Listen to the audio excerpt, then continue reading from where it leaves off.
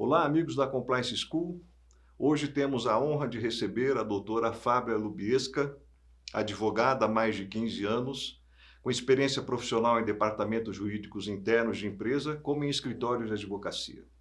Atuante nas áreas de direito societário, M&A, planejamento patrimonial e sucessório, contratos e direito digital, possui experiência em consultoria e treinamentos relacionados à LGPD e à função do DPO, que é hoje a nossa matéria.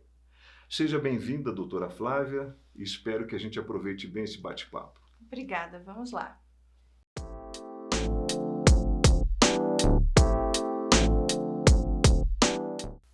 Bom, Flávia, temos um desafio hoje, e eu propus um desafio para a doutora Flávia. Você, com todo o seu conhecimento que tem sobre Lei Geral de Proteção de Dados Pessoais, você assumiria a responsabilidade hoje de ser um DPO de uma companhia brasileira? Se sim, por quê? Veja bem, como toda advogada, eu vou me reservar o direito de dizer depende. Porque, veja, depende da companhia, depende da proposta, depende da capacidade de interação entre o meu trabalho, a minha possibilidade de entrega e o que eles realmente estão dispostos a implementar. Certo. Não é um trabalho simples ou de pouca responsabilidade, exige um comprometimento muito grande. Então é preciso que haja uma interação e também um compromisso da companhia, no caso, de que haja a possibilidade mesmo de fazer um trabalho de verdade, um trabalho sério de implementação para atingir a conformidade com a LGPD. Isto é, não é para inglês ver. Não é para inglês ver. Exatamente. Então, a gente começa com o que a gente chama de top-down. Sim. Tem que haver o compromisso inicial mesmo, o engajamento da alta direção, da alta de gestão, às vezes do conselho de administração, se for o caso, da estrutura da empresa, para que venha uma ordem de cima para baixo, até o chão de fábrica mesmo, ou varejo, ponto de venda, seja como qual for a estrutura. Porque se a gente não envolver toda a empresa para que haja uma mudança de mentalidade, uma cultura organizacional distinta, não vai ser um trabalho eficiente e efetivo. Exatamente. E aí é que vai ser para inglês ver. Sim. Então, o que a gente vê muito é um desconhecimento da legislação, um desconhecimento das empresas também, achando que vai ser algo que não vai pegar, né? A gente tem muito disso no Brasil, é um problema sério nosso, dizer que a lei realmente ela não vai se aplicar, ou eu vou conseguir gerir aí alguns anos até que eu venha ter um passivo, né? Então, você vai se jogando para frente. E aí não dá para seguir para inglês ver, porque quando a gente se defronta com a legislação, quando a gente olha para o cenário internacional, está muito evidente que isso vai acontecer, isso já está acontecendo, na verdade, sim. né? Já há sanções a empresas? Já há sanções. Mesmo Sim. Antes da vigência da LGPD, a gente encontra precedentes com base, evidentemente, em outras legislações, principalmente do Código de Defesa do Consumidor, em discussão no judiciário e ações pontuais, mas bastante severas, né, de investigação do Ministério Público. Certo. E aí, por exemplo, só complementando, se você hoje entrar no site Reclame Aqui, né, que é um balizador, e jogar LGPD, você encontra reclamações com base na LGPD. E algumas pessoas até noticiam, eu sei que não está em vigência ainda, mas eu quero meu direito de titular dos dados. Olha só que informação importante e relevante. Antes de entrar em vigor a lei, que é agosto de 2020, provavelmente, Sim. As pessoas, os titulares dos dados, já estão procurando os seus direitos. Já estão, porque a mentalidade é outra. Então, situações que anteriormente 1, 2 anos, 5 anos atrás eram levadas ao Poder Judiciário e a gente via que não teria realmente um desdobramento. Tinha até um caso, o presidente do Rio Grande do Sul, que dizia assim, olha, se você quiser ficar, né, que seus dados estejam excluídos, você mude para uma ilha deserta, porque a gente está numa sociedade da informação hiperconectada. Hoje não, hoje as pessoas realmente têm uma noção maior, embora ainda não suficientemente de acordo com a lei, ainda não a conhecem de verdade, mas elas buscam, né, os seus direitos porque elas se sentem invadidas. E essa questão de você simplesmente levar a internet, embora a legislação não trate só da proteção de dados no meio virtual, ela vai afetar a reputação da empresa, Sim, além de gerar um prejuízo financeiro sim, em um certo grau. E aí, quando a gente está em reputação, se eu sou um grande varejista, por exemplo, eu tenho que olhar para o meu concorrente, porque eu perco o mercado.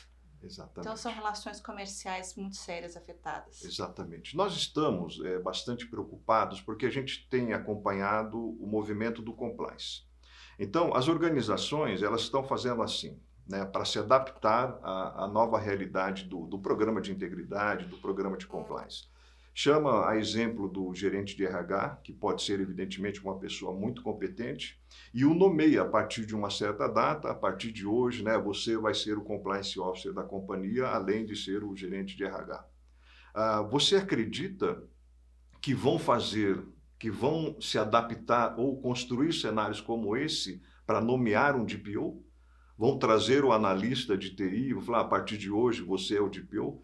E essas pessoas que estão, evidentemente, de olho nessa carreira, nessa possibilidade de carreira que parece bastante interessante, têm noção do peso dessa responsabilidade?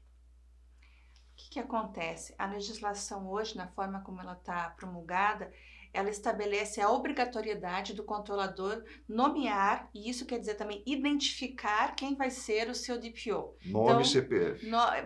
nome por enquanto, e e-mail, telefone de E-mail. contato, né? O que isso vai gerar, então? Um mercado de trabalho muito grande. Vai. Embora a gente receba muita consulta, por exemplo, no meu trabalho, que diga assim, olha, eu tenho aqui um e-mail da pessoa. Um e-mail não exaure para você saber quem é a identidade da pessoa, O né? encarregado. Do encarregado, embora ele seja identificável dependendo. Mas quem serão essas pessoas, né? Que tipo de bagagem, de conhecimento, de formação, competência tem que ter? Ela, no mínimo, tem que conhecer a legislação, ela, no mínimo, tem que saber o que é privacidade, o que é a proteção de dados, quais são os potenciais incidentes de segurança. Só que vai muito além disso. Então, não basta eu ser um técnico de TI, não basta, né? Não eu basta. tenho que ter outros conhecimentos, outras competências. Exatamente, porque eu preciso estabelecer as políticas internas, Sim. Né? E veja, não é apenas uma política de privacidade, uma política de cookies que eu faço um Ctrl+C, Ctrl+V e jogo no meu portal. Sim. Ela tem que estar realmente afinada e compatível com a realidade interna da empresa. E com o apetite de risco dessa empresa também. Com apetite de risco. Né? Porque cada empresa é um Sim. cenário. E aí, por isso que o DPO, como a gente falava um pouquinho antes, ele tem que ter o aval do seu diretor de que aquilo ali vai ser realmente aplicável. Então, não pode ser uma política qualquer. E a política não é só aquela que está no site. Eu tenho que ter uma para o empregado, eu tenho que ter uma, de repente, para uma filial que está fora. E isso realmente tem que ser desdobrado. Então, eles acham que é uma política apenas. E também não sabem o que vai estar lá. Então, isso já é uma deficiência. E aí vem outras questões mais importantes ou mais trabalhosas, no sentido de, será que eu tenho que fazer um relatório de impacto de proteção de dados? O que é um relatório de impacto de proteção de dados? Então, esse profissional que está sendo nomeado, ele tem a capacidade de desenvolver isso, ou ele vai formar uma equipe que vai ajudar a desenvolver isso? E quais são os eleitos dessa equipe? E se houver um incidente de segurança, qual é o plano de contingenciamento? Só aproveitando isso, se, por exemplo, se houver um incidente de segurança, vamos imaginar que todos os dados da sua companhia, né, foram expostos. Uhum. E dentro desses dados expostos, muitos dados, né, pessoais, tanto dos funcionários, dos clientes, dos fornecedores. A partir desse momento, dessa exposição, deste evento, o que acontece com a vida do encarregado, com a vida do DPO? Quais são as suas responsabilidades? Bom, talvez ele nem durma, dependendo desse incidente de segurança. Mas assim, a primeira ação que ele vai ter que fazer vamos dizer, se ele já tiver um plano de contingenciamento, ele vai colocar em prática, porque ele Sim. já, né, estruturou as ações antes, ele tem um passo a passo. Ele precisa emitir um expediente de comunicação para a Autoridade Nacional de Proteção de Dados, porque o chamado encarregado, ou Data Protection Officer, DPO, ele precisa ser o canal de comunicação entre essa Autoridade Nacional de Proteção de Dados, o titular Titular dos e dados. ele é o representante da empresa. Sim. Né? Então, ele vai fazer, vai unir essas pontes. Então, ele vai fazer essa comunicação, ainda que não tenha o incidente sido apurado aprofundadamente, porque ele vai ter que identificar a origem desse incidente de segurança, quais são as consequências, quais são os titulares de dados a atingir, como é que ele vai comunicar, como é que ele vai remediar a situação, né? Então, essas são as ações principais. Mas, para que isso seja menos impactante para a empresa e para o titular dos dados, precisa ter um plano anterior para mitigar os riscos. Certo. Esse é o mais importante. Então, a ação ela tem que ser sempre preventiva. Mas ele, como pessoa física, né, o profissional, ele teria consequências ao seu CPF? A princípio, não. A princípio, a responsabilidade é da empresa, né? A empresa é que fez a má gestão no tratamento de dados numa situação hipotética. Talvez não deu nem os instrumentos para ele trabalhar. Porém, se ele não gerou as evidências de que ele não tinha os instrumentos para ele trabalhar, ou se ele não fez os alertas internos, não deu os treinamentos, não contratou os consultores, de repente não tinha um seguro de cibersegurança, se for o caso, ou tinha um perito ali para agir, né? Ele foi leniente, ele foi até negligente. Então, em certa medida, pode ter uma ação de regresso contra essa pessoa. Ou contra essa empresa, porque a gente pode ter um DPO que seja uma pessoa jurídica terceirizada, ou mesmo um interno, uma pessoa física, por exemplo.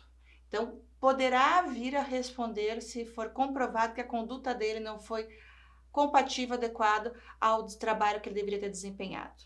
Você me falou que na União Europeia hoje tem 500 mil profissionais habilitados ou certificados a serem DPOs. É porque você tem que nomear essas pessoas perante as autoridades locais. Então, são 28 países membros da União Europeia. Sim. Então, se você pensar que cada controlador de dados, né, lá as regras são um pouco distintas, você tem que nomear essa pessoa, realmente cadastrá-la, vamos dizer assim, perante a autoridade, isso se desdobra muito.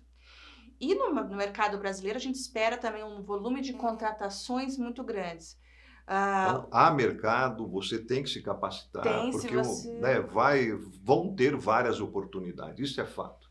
E já existe demanda no LinkedIn, por exemplo, que é uma rede social, né, exclusivamente para essa finalidade de recrutamento, de troca de informações profissionais. Você já encontra anúncios de vagas para DPOs, para atuação no cenário brasileiro. Olha só a importância disso. Então, se comece agora já, se não começou a se preparar, porque 2020, agosto de 2020 está chegando. Você, Flávia, você já conversou com pessoas que já assumiram essa responsabilidade? Você já teve contato e o que essas pessoas estão trazendo de preocupação? Sim, eu tenho, bastante contato com isso e eu tenho um amigo que ele realmente anda muito angustiado porque o prazo dele é anterior a agosto, é 1º de janeiro, eles já vão virar realmente a chave, já vai começar a estar 100% esta empresa em andamento, né? Não só no Brasil, mas na América Latina, é uma grande empresa nesse caso, e o volume de documentos que é produzido é muito grande. E assim, no cenário local, realmente Curitiba, isso ainda está um pouco mais lento. A gente encontra, por exemplo, empresas que já fizeram adequação para a GDPR, que é a legislação europeia, né, que tem realmente um braço no exterior. Braço no exterior. Né? Mas que falta fazer este casamento com relação ao que eles já tinham anteriormente ao que é exigido agora. E aí não tem DPO, por exemplo, um caso que eu me lembre. Eles têm um e-mail, tiveram nesse plano, né, durante um ano e tanto que passou desde a vigência da GDPR, uma demanda. Mas veja, isso não pode ser considerado como um referencial. Certo. Porque Esses tempos tinha um artigo, inclusive num grande portal, dizendo assim, olha, isso aqui pode ser um barril de pólvora. Porque o consumidor brasileiro, ele é bastante empoderado. Ano que vem, ano que deve entrar em vigência em 2020, a LGPD vai fazer 30 anos de aniversário da promulgação do Código de Defesa do Consumidor. Então, a gente não deve se preocupar única e exclusivamente com a sanção de caráter administrativo que vai ser imposta pela Autoridade Nacional de Proteção de Dados. Certo. Você realmente não exclui o Poder Judiciário de atuar. Sim. E quanto mais aculturadas são as pessoas, mais conhecedoras de seus direitos, também há desdobramento de realmente, olha, você me violentou, o seu DPO de repente foi omisso ou não foi suficientemente claro e ágil de acordo com o que eu esperava dele, e aí eu vou buscar uma reparação de dano material, moral. Então, o mercado é grande. Significa que um CPF, um titular de um dado, pode evidentemente causar um dano e bastante preocupação para a sua companhia. Doutora Flávia, o tempo é curto, o assunto é bastante amplo e nós, evidentemente, temos uma única certeza. Né? Não espere agosto de 2020, né, para começar a se mexer. Né? Profissionais e escritórios capacitados como os de Curitiba podem estar te apoiando, né, e construindo aí o ambiente adequado para a adequação. Boa sorte, que não vai ser fácil. Um abraço e muito obrigado, doutora. Obrigada.